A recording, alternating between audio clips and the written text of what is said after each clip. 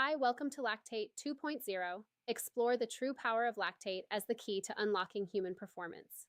Let's dive into the fundamental flaws of spot checking lactate. Spot checking lactate is the practice of taking a blood lactate sample during training sessions, which is rapidly gaining popularity with many coaches and athletes today. While it feels practical, it provides invalid, unreliable data that can actually hinder rather than help performance development. For example, many coaches will perform spot checking on several athletes doing the same workout, aiming to keep each athlete in a range of 2 to 3 millimoles for the duration of the workout. The coach will then adjust the intensity of the workout if the athlete's lactate reading is too high or too low. Spot checking lactate during training is fundamentally flawed for multiple reasons. 1. Lactate is highly dynamic, not a static snapshot. Lactate kinetics vary dramatically within and between individuals. Net blood lactate at any moment is the result of simultaneous production, elimination, buffering, and shuttling. A single spot check captures only one fleeting data point in a constantly changing system.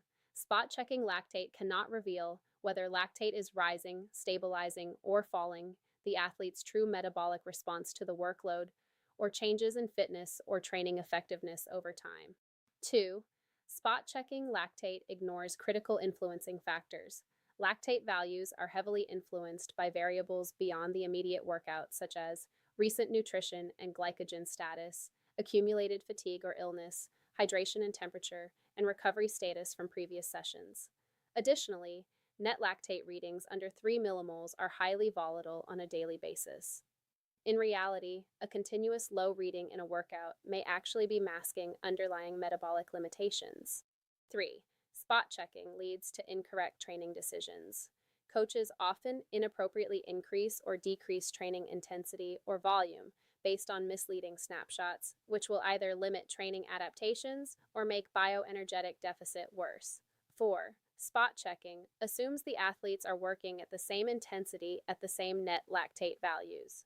Spot checking makes the assumption that both athletes are working equally as hard at the same net lactate values, but in reality, one athlete may be working at 80% of maximum, while the other athlete is working at 20% of maximum, even when the net lactate reading is 2 to 3 millimoles.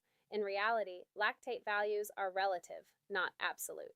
Chasing arbitrary net lactate values to govern workout intensity fails to understand that those arbitrary net lactate values an athlete or coach is aiming to achieve in a workout are relative values, not absolute values. A net lactate reading and its impact on the athlete's metabolic demand are relative to the individual athlete's current physiological range. Net lactate value metabolic impacts are not absolute. I will dive more into this topic in the next video. 5. Spot checking lactate lacks scientific rigor and reliability. Valid lactate data requires precise, repeatable protocols with consistent step durations, recovery intervals, and sampling timing. Random lactate spot checks violate every principle of reliable scientific measurements. 6. Context is everything. Net lactate is the net result of production minus elimination, which includes shuttling. A single random lactate number tells you almost nothing reliable about an athlete's metabolic state. A random sample provides no internal physiological insight. It cannot tell you why an athlete is underperforming or what specific training stimulus they actually need.